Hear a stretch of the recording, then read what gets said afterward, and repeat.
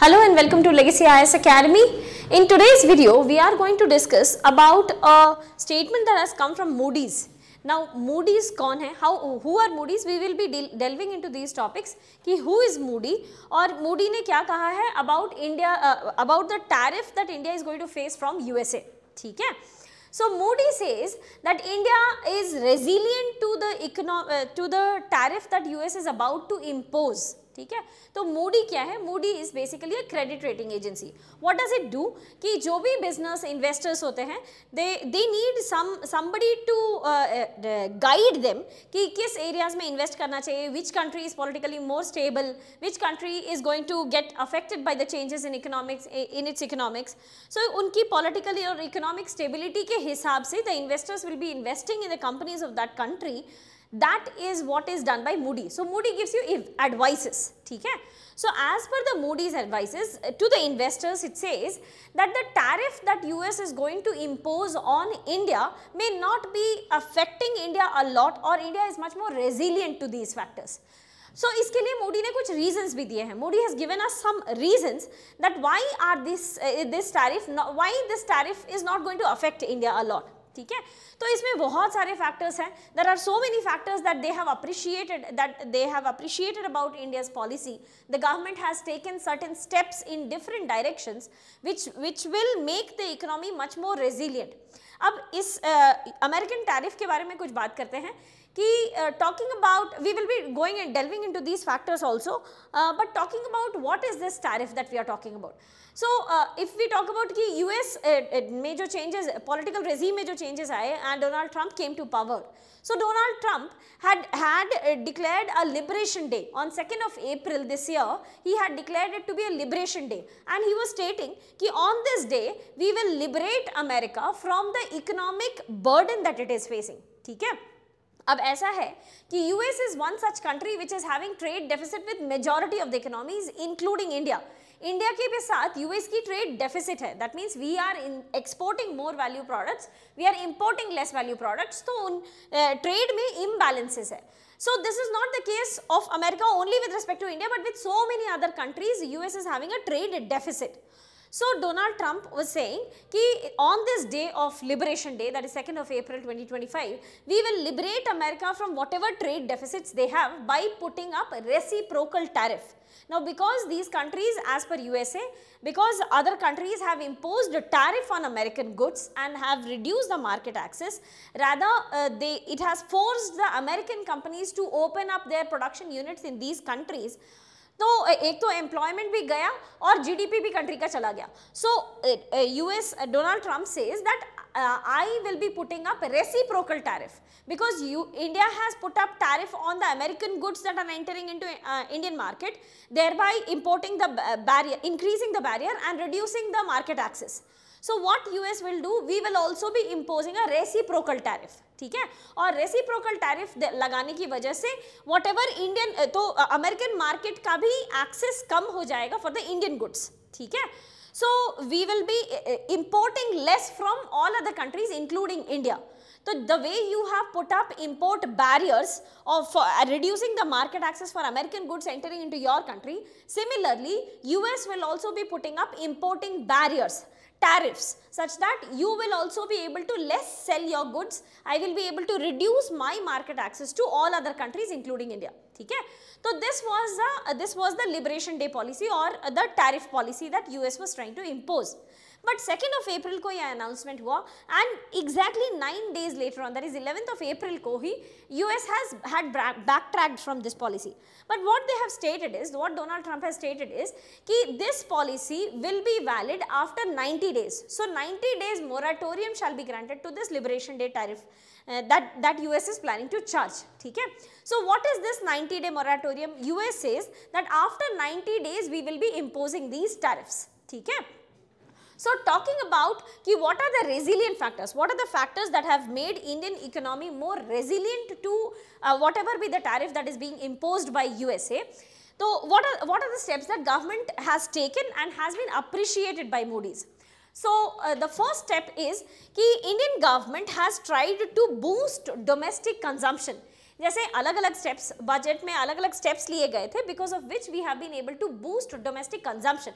What are the steps? For example tax relief दिया गया. If you lower the taxes तो disposable income बढ़ जाएंगे लोगों के हाथ में, and if the disposable income increases तो this will boost consumption. Once the consumption gets boosted तो मार्केट में लिक्विडिटी आ जाती है. On the other hand you talk about recession में जॉब लॉसेस होते हैं, इन्फ्लेशन होता है, कॉस्ट एंड प्राइसेस बढ़ते हैं, तो in that case people are much more reluctant to spend. ठीक है, तो that leads to stopping of this economic cycle. But ये इकोनॉमिक साइकिल, ये इकोनॉमी का चक्का चलते रहता है if you are increasing the disposable income in the hands of public. And how are we doing this? For example, tax relief to middle class through और इससे spending को बढ़ाया जा रहा था. ठीक है, that was step number 1 which has been appreciated by Moody. ठीक है, another factor for resilience is the number of steps that government of India has taken to boost the manufacturing sector. तो manufacturing sector को भी बढ़ावा देने के लिए, self reliant बनाने के लिए, you imagine that India was one such country which was one of the biggest defense importer in 2014-15. If I say, India was one of the biggest defense importers. Now India is 21st largest exporter in defense sector. ठीक है, ये कहाँ से आ पाया? There are so many things that we were importing from foreign nations. We have stopped importing them and we have started manufacturing them. अब क्योंकि आप manufacturing, पहले अगर आप बाहर से इंपोर्ट कर रहे होते तो आपको इंपोर्ट के टैक्सेस के बारे में चिंता करना था. But now because these products are being produced in India itself, तो मैन्युफैक्चरिंग में सेल्फ रिलायंस आ जाएगा. We will be able to whatever products you need, we will manufacture in India itself. For example, the steps that they have taken, for example, the FAME scheme, which has been later on replaced by PM E-Drive scheme, we are trying to incentivize the production of 2-wheelers, 3-wheelers, 4-wheelers, buses of electric vehicles. ठीक है, और otherwise automobile sector को boost करना चाह रहे हैं. Automobile sector को कैसे boost कर रहे हैं? By semiconductors, by setting up semiconductor fabrication units in India. और इससे न केवल automobile sector, of course, the entire electronic industry is going to get a boost. ठीक है, इसके अलावा government of India has also initiated production linked incentive scheme. That means अगर आप इस प्रोडक्ट को इंडिया में प्रोड्यूस कर रहे हो तो we will incentivise you, we will help you कि आपको जो भी रिक्वायरमेंट होगा, टैक्स हॉलीडेज मिलेंगे, स्टार्टअप्स बनाए जाएंगे. So we will be trying to manufacture the goods in India itself. अगर आप कोई प्रोडक्ट का मैन्युफैक्चरिंग कर रहे हो इंडिया में, so we will be incentivising, आपको लोन सस्ते मिलेंगे, you will be getting tax holidays, land approval, clearances, बहुत सारी चीज़ों में आपको इंसेंटिवाइज किया जाएगा. ठीक है, Then we have उद्यमी भारत. उद्यमी Bharat was focused on production, manufacturing itself. इसके अलावा national logistics policy. National logistics policy क्या कर रहा था कि अगर आप किसी चीज़ को प्रोड्यूस कर रहे हो तो मार्केट से कनेक्टिविटी, पोर्ट से कनेक्टिविटी, ये इसको बढ़ा रहा था थ्रू नेशनल लॉजिस्टिक्स पॉलिसी. ठीक है, So these steps India had taken to boost the manufacturing sector. अब सिर्फ manufacturing sector को boost करने से तो काम नहीं बनेगा, because whatever you are boosting, if you are not able to generate a connectivity across the country, तो that will also not be sufficient. इसलिए गवर्नमेंट ने अगला स्टेप लिया in infrastructure sector. For example, Pradhan Mantri Gati Shakti scheme was aimed at integration of various sectors. For example, अगर आपको roadways बनाना हो तो you need clearances from ministry of environment, forest and climate change. National highway को finally वो road बनाना होता है. We need to set up optic fibre cable, तो इसका मतलब ministry of electronics is also getting involve in all of this. So there are, the task is distributed between various ministries. What has Pradhan Mantri Gati Shakti scheme done? They have integrated these ministries and we are trying to speed up the construction. Infrastructure का construction जो है उसे boost करने की कोशिश कर रहे हैं by integrating the task of all these ministries. ठीक है, और प्रधानमंत्री गति शक्ति में सिर्फ रोडवेज नहीं आता है, रोडवेज, रेलवेज, पोर्ट, एयरवेज, बहुत सारी चीज़ों को इंटीग्रेट करके we are trying to accomplish infrastructural development faster. ठीक है, next is again infrastructural development में ही आप देखोगे नेशनल हाईवेज का कंस्ट्रक्शन बहुत ज़्यादा बूस्ट हुआ है. अगेन नेशनल हाईवेज में we have so many authorities which are involve. Pradhan Mantri Gram Sadak Yojana भी है, we have state highways, we have national highways, border roads organisation, बहुत सारे ऑर्गेनाइजेशंस काम कर रही हैं इस पे. So what are we trying to do under Pradhan Mantri Gati Shakti itself? We are trying to integrate all of this. Apart from this, we have also set up infrastructural pipeline. ठीक है, infrastructural pipeline में what we have done कि कुछ funding central government से आएगा, कुछ funding private sector से आएगा और कुछ share state government का रहेगा, and we will try to fund the infrastructural projects such that we will be able to boost production, boost more and more infrastructure. ठीक है, तो अब हम लोगों ने क्या क्या स्टेप्स ले लिया? पहला कि डोमेस्टिक डिमांड को बढ़ा रहे थे। सेकंड, ये डिमांड फुलफिल कैसे होगा? सप्लाई से। सप्लाई के लिए मैन्युफैक्चरिंग सेक्टर को मार्केट से एक्सेस चाहिए, इसलिए इंफ्रास्ट्रक्चर को बूस्ट किया। इसके अलावा there was one more thing that Moody has appreciated about Indian government's policy कि it is not only the manufacturing sector that has contributed to the growth. In fact growth में सबसे बड़ा कंट्रीब्यूशन सर्विस सेक्टर का है। अब service sector, manufacturing और services sector में क्या डिफरेंस हो जाती है कि manufacturing sector is one such which can get affected because of changes in international policies. For example, European union ने CBAM लगाया। From 1st of April 2026 they are going to deploy CBAM, that is Carbon Border Adjustment Mechanism, because of which Indian steel entering into European market will face an import barrier. ठीक है, तो ये सभी problem किसको face करना होगा? Manufacturing sector को, automobile को, स्टील को, एल्यूमिनियम को।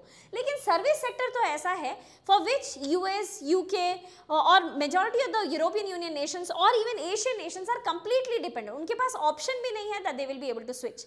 ठीक है, सो सर्विस सेक्टर पर reliance has given us some kind of cushioning कि अगर आप इंटरनेशनल टैरिफ में कोई चेंजेस भी करो तो service sector is so much core to your sector that you will not be imposing any tariff and we will continue to earn through these sectors. ठीक है, now there was one more thing which Modi has appreciated कि ये जो भी India Pakistan के बीच का conflict रहा था, that is also not going to affect India apart from the American tariffs. The India-Pakistan conflict is also not going to affect India so much as much it is going to affect Pakistan. एक तो क्योंकि उनकी economy की size ही बहुत छोटी है। Secondly, it is not going to affect India because जितने भी हमारे प्रोडक्शन सेंटर्स हैं, चाहे वो इंडस्ट्रीज के हो या एग्रीकल्चर के हो, they are far away from the conflict zones. ठीक है, सेकेंडली जो इंडिया और पाकिस्तान के बीच का बाइलैटरल इकोनॉमिक टाइज है that is also very low. So even if there is conflict between these two nations it is not going to affect the economy of India. ठीक है, now talking about the tariff, ये जो 90 days की moratorium लगाई गई थी ना, वो अब रेज्यूम होगी 2 जुलाई को। ठीक है, सो ये जो 2 जुलाई का टाइम पीरियड था, फ्रॉम 2 अप्रैल टू 2 जुलाई तक का जो टाइम पीरियड था, इसमें भी ministry of industry and commerce has tried to integrate with America and has tried to communicate with America, और जो भी हमारे बीच के जो इकोनॉमिक डिफरेंसेस थे we are trying to nullify them before the actual decision that comes up on 2 July. We are trying to neutralise कि जहां तक हो सके इस टैरिफ बैरियर को कम किया जाए, and for that ministry of industry and commerce has already started working despite of this fact that Modi is stating कि this is not going to affect India so much. लेकिन अभी देखते हैं कि कौन कौन से सेक्टर्स अफेक्टेड होंगे और इसके लिए मिनिस्ट्री ऑफ इंडस्ट्री ने क्या क्या स्टेप्स ले लिया है।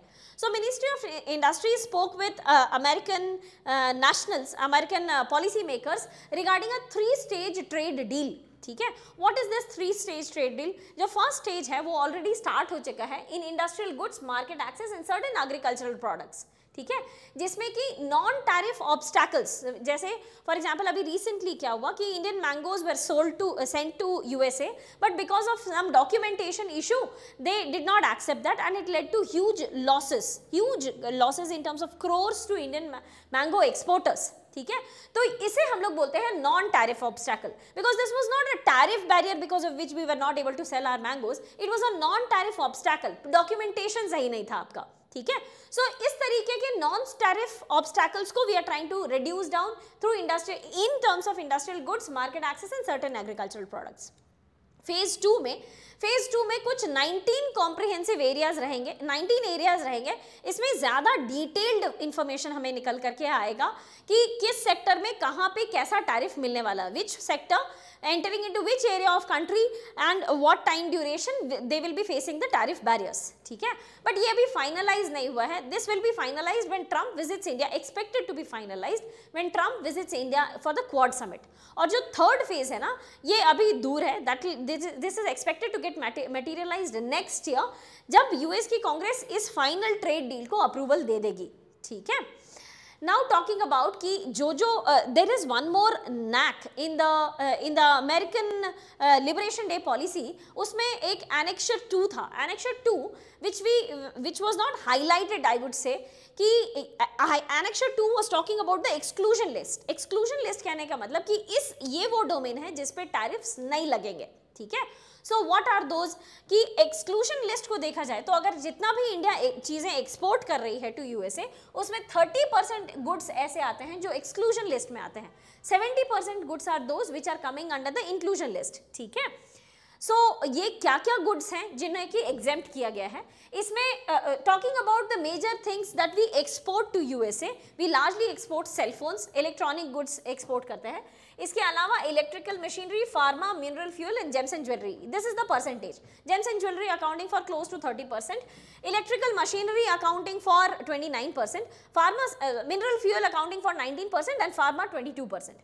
अब ये जो दो सेक्टर हैं, this is completely, if we talk about in terms of their economic value, this is completely exempted. इनके ऊपर कोई टैरिफ चेंजेस नहीं आएंगे, ठीक है. But one sector that is going to get affected largely will be the gems and jewelry sector. ये हमारे inclusion list में भी आते हैं और आप देखोगे तो ये 30% of exports है. तो ये सबसे बड़ा sector है which is going to get affected apart from steel and aluminum. Steel and aluminum are also one such sectors which are going to get affected because of the changes in the tariff law that is expected to come on 2nd of July. ठीक है.